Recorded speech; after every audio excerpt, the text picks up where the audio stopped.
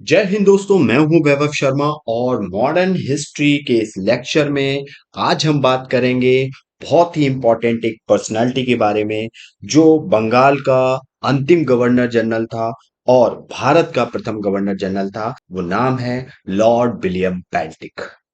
1828 से 1835 तक इनका जो कार्यकाल रहा वो था। ठीक है। इससे पहले अगर देखा जाए तो 1803 में ये क्या थे, ये मद्रास के, मद्रास का कौन थे, मद्रास का गवर्नर था,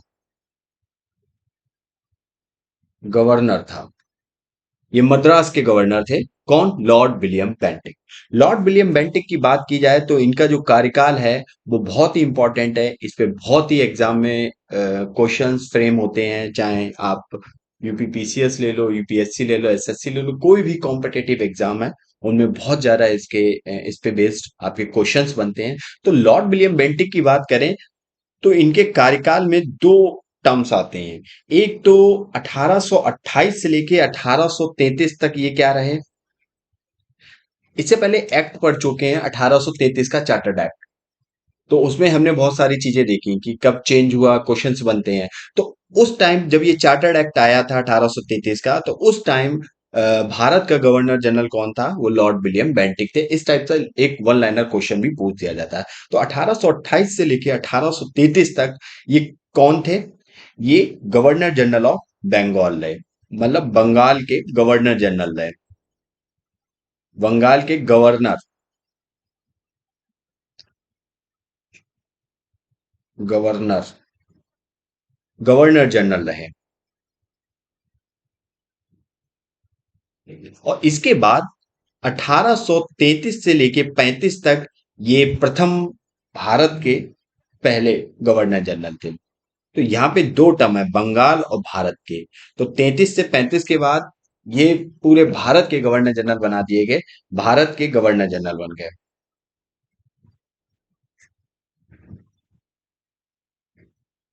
गवर्नर जनरल बन गए 1833 से लेके 1835 तक। ठीक है। अब हम बात करते हैं, देखो इनके कार्यकाल में बहुत ही सुधार हुए थे। 1813 के एक्ट से लेके 1833, इसके बाद डलहौजी तक बहुत ही ज्यादा भारत में सुधार किए गए।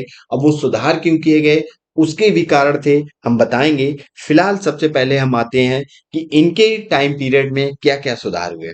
जब ये गवर्नर जनरल थे भारत के, तब इनके टाइम पीरियड में कौन कौन से सुधार हुए। तो सबसे पहला यहाँ पे जो सुधार हुआ, अगर सुधार की बात की जाए, कौन कौन से रिफॉर्म्स किए गए, अगर रिफॉर्म्स की बात की जाए तो पहला रिफॉर्म इनके टाइम पे हुआ, सती प्रथा अबॉलिश की गई, सती प्रथा समाप्त कर दी गई। सती प्रथा क्या थी? मतलब हस्बैंड मर जाता था, उसकी डेथ हो जाती थी, तो उसकी जगह क्या होता था, जो उसकी वाइफ होती थी उसको भी चिता में जलना पड़ता था। तो ये जो ट्रेजेडी हुई थी उस टाइम, राजा राम मोहन राय जो एक बहुत ही पर्सनालिटी एक अच्छी थी भारत की, ठीक है, जिनको कई नाम से जाना जाता है, ठीक है। तो उनके उनकी भाभी के साथ ऐसा हुआ था, उनके भाई की डेथ होने के बाद उनकी भाभी को सती होना पड़ा था।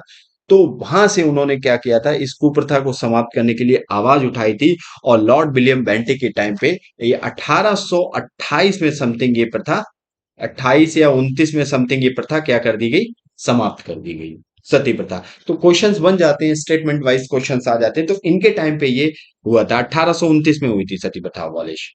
दूसरा इनके टाइम पे एक और काम हुआ था, वो था ठगी प्रथा समाप्त कर दी गई थी।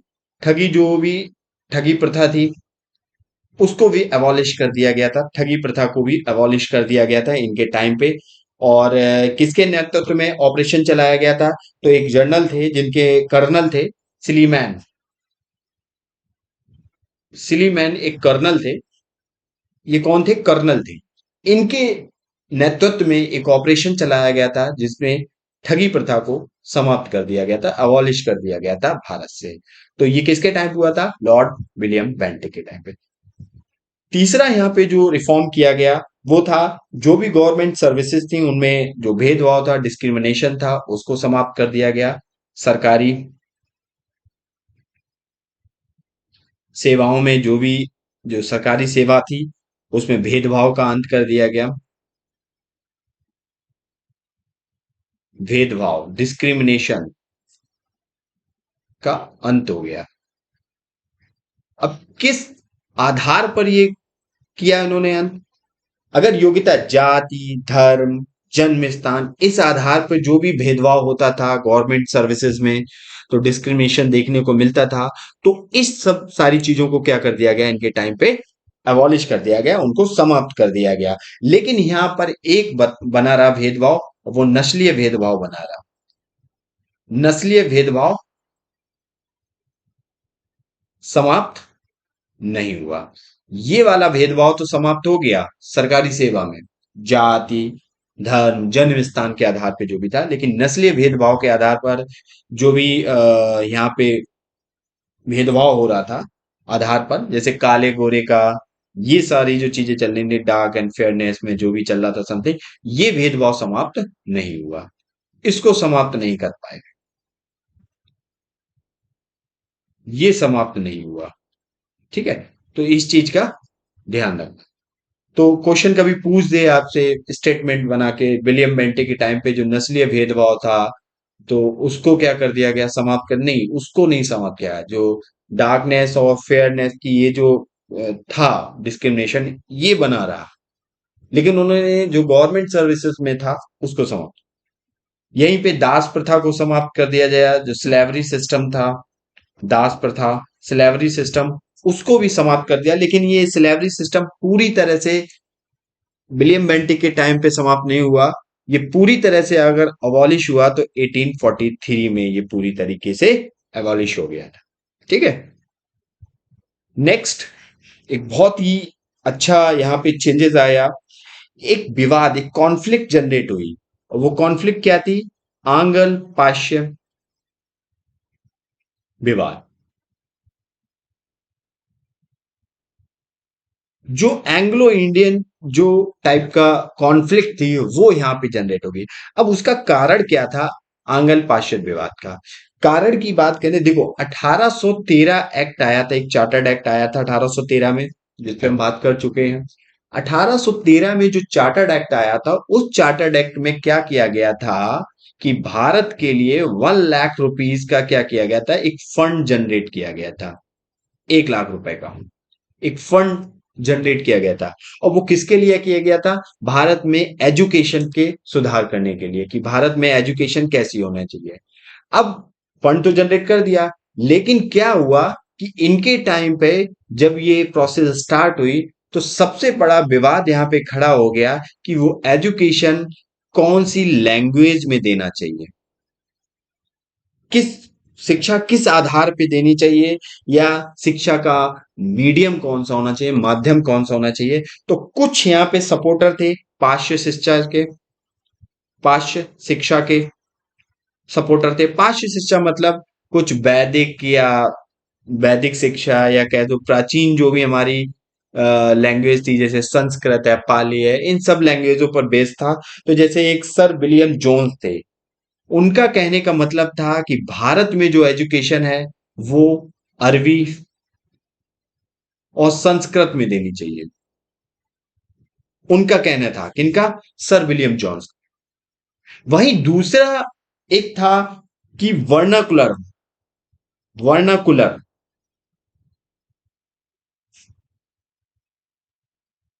जो भाषा थी, वर्नाकुलर भाषा मतलब स्थानीय भाषा या क्षेत्रीय भाषा कह सकते हो, हर एक क्षेत्र की अपनी एक भाषा होती है।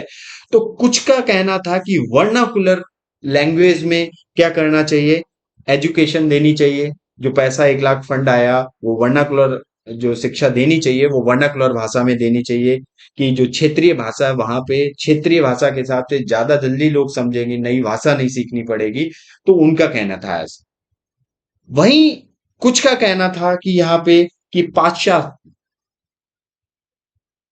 पाश्चात्य शिक्षा को प्रमोट कर रहे थे। पाश्चात्य शिक्षा मतलब वेस्टर्न एजुकेशन, वेस्टर्न एजुकेशन को प्रमोट कर रहे थे, जिसमें एक मैकाले थे, बहुत ही क्रूअल पर्सनालिटी थी मैकाले, लॉर्ड मैकाले। तो ये कह रहे थे कि भारत में जो शिक्षा है वो इंग्लिश में देनी चाहिए, जिससे वो अपना ट्रेड को और अपना जो व्यापार करने आए थे जो, तो वो उस चीज को बढ़ा सके। ठीक है। तो यही विवाद था, आंगन पाश्य विवाद। तो तीन बेस था कि भैया पाश्य शिक्षा के आधार पर देनी चाहिए, जिसमें वैदिक प्राचीन, मतलब जो भाषा, जो अरबी संस्कृत, वो विलियम जोन्स ने इसका सपोर्ट किया था। कुछ कह रहे थे वर्नाकुलर भाषा में दो, कुछ कह रहे पाश्चात्य शिक्षा, वेस्टर्न एजुकेशन दो, जिसमें मैकाले थे, उन्होंने सपोर्ट किया था इंग्लिश को।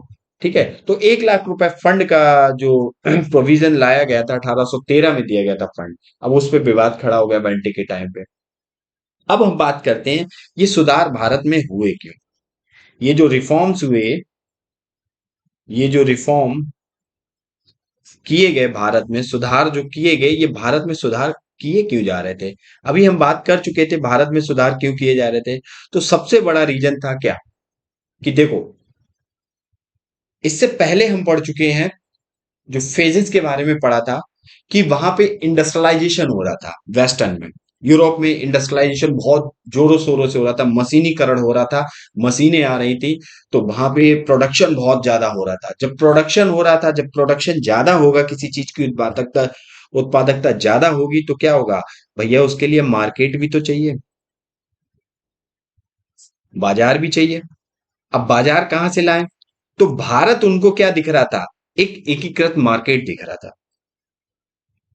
अपने सामान की खपत करने के लिए जो प्रोडक्शन कर रहे थे मशीनों से, वो बहुत ज्यादा लेवल पे, तो उसको खपत करने के लिए क्या चाहिए था, मार्केट भी चाहिए था। उन्हें भारत एक बहुत अच्छा मार्केट दिख रहा था उस टाइम, क्योंकि ब्रिटेन की टेरिटरी थी उस टाइम भारत। ठीक है। तो इसलिए उन्होंने क्या समझा, अब भैया मार्केट प्रोडक्ट बेचेंगे, बेचने से पहले इन्हें अपने प्रोडक्ट की कुछ जानकारी तो हो जाए, कुछ सिखाना तो पड़ेगा। अब सिखाने के लिए क्या करना पड़ा, उन्हें एजुकेशन देनी पड़ेगी। इसीलिए 1813 में क्या हुआ, 1 लाख रुपीस का क्या किया गया, 1 लाख रुपी फंड का प्रावधान किया गया भारत के लिए, कि भारत में शिक्षा दीजिए, शिक्षा पर खर्च कीजिए 1 लाख रुपए। उस टाइम 1 लाख रुपए बहुत होता था। तो 1 लाख रुपए शिक्षा पर खपत कीजिए, एजुकेटेड कीजिए, जिससे हमारे प्रोडक्ट के बारे में और अच्छे से जाने, बताइए उनको। इसके बाद हम अब मार्केटिंग होगी, पैसा फिर हम भारत से खींच के लाएंगे। तो ये था लॉर्ड विलियम बेंटिक का कार्यकाल में, ये सारी चीजें हुई थी। तो बहुत ही इंपॉर्टेंट ये वायसराय था, लॉर्ड विलियम बेंटिक। तो लॉर्ड विलियम बेंटिक के बारे में क्वेश्चंस आ जाते हैं, इनके कार्यकाल के बारे में पूछ दिया जाता है, सीधा पूछ दिया जाता है। एक पॉइंट यहाँ पे बहुत अच्छा है कि बंगाल का अंतिम गवर्नर जनरल कौन था, लॉर्ड विलियम बेंटिक। बंगाल का, भारत का प्रथम गवर्नर जनरल कौन था, तो लॉर्ड विलियम बेंटिक थे। और 1 लाख रुपए फंड का प्रोविजन कब किया गया, वो 1813 के एक्ट में किया गया। इन्हीं के टाइम पे एक 1833 का एक्ट आया था, जो हर 20 साल पे आता था, लेकिन ठीक है। तो इन्हीं के टाइम पे 1833 का चार्टर्ड एक्ट आया था, चार्टर एक्ट आया था, ये भी याद रखना। तो पूछ दिया जाता वन लाइनर में, 1833 के चार्टर एक्ट के टाइम भारत का गवर्नर जनरल कौन था। तो आपको पता होना चाहिए लॉर्ड विलियम बेंटिक। बहुत सारे क्वेश्चंस बन जाते हैं इन की पॉइंट से। अब इनसे सवाल आपके बाहर नहीं जाएंगे, ये गारंटी है मेरी। ठीक है। अब इनके बाद हम देखते हैं सर चार्ल्स मैटकॉफ। कुछ इंपॉर्टेंट और है, सर चार्ल्स मैटकॉफ, ये बहुत ही इंपॉर्टेंट की पॉइंट है हर एग्जाम पर्सपेक्टिव से। तो इन की पॉइंट्स को नोट डाउन जरूर कर लेना, क्योंकि ये की पॉइंट्स बेस्ड ही आपकी स्टेटमेंट वन लाइनर क्वेश्चंस बन जाते हैं। तो मेटकॉफ के टाइम पे भारत में जो समाचार पत्र थे, न्यूज़पेपर थे, पत्रों का मुक्तिदाता कहा जाता है इन्हें भारत में।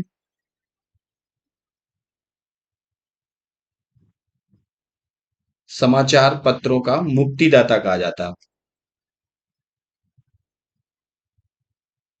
मुक्तिदाता कहा जाता है सर चार्ल्स मेटकॉफ। तो क्वेश्चन आ जाता है, स्टेटमेंट विद समथिंग, कि भारत में समाचार पत्रों का मुक्तिदाता किसको कहा जाता है, सर चार्ल्स मेटकॉफ। इनका कार्यकाल कितना था, इनका कार्यकाल 1835 से लेकर 1836 तक था। इसके बाद, इनके बाद आए थे हमारे कौन, लॉर्ड ऑकलैंड, लॉर्ड ऑकलैंड। अब भाई लॉर्ड ऑकलैंड का कार्यकाल कितना था? ये 1836 से लेके 42 तक रहे। इनके टाइम पे भी बहुत इंपॉर्टेंट रिफॉर्म्स हुए। अब क्या रिफॉर्म्स हुए?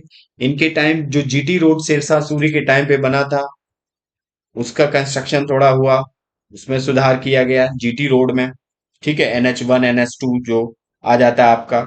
इनके टाइम पे आपकी बहुत ही इंपॉर्टेंट डाउनवर्ड फिल्ट्रेशन थ्योरी आई थी। अब डाउनवर्ड फिल्ट्रेशन थ्योरी को समझ लेते हैं। डाउनवर्ड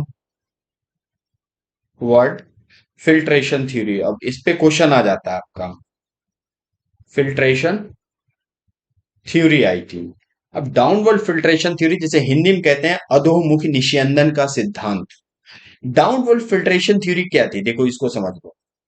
देखो, यहां पर इन्होंने जो भारतीय समाज था उसको तीन भागों में मतलब बांट रखा था। एक तो था निम्न वर्ग, जिसे हम कहते थे लोअर क्लास। एक था आपका मध्य वर्ग, मध्यम वर्ग, जिसे कहते थे मिडिल क्लास। बहुत अच्छे से समझना इसको, क्योंकि इस पे क्वेश्चंस बनते हैं। डाउनवर्ड फिल्ट्रेशन थ्योरी किसके टाइम पे आई थी, कब आई थी, इस टाइप से क्वेश्चन बन जाते हैं। एक था अपर क्लास, जिसे उन कहते हैं उच्च वर्ग,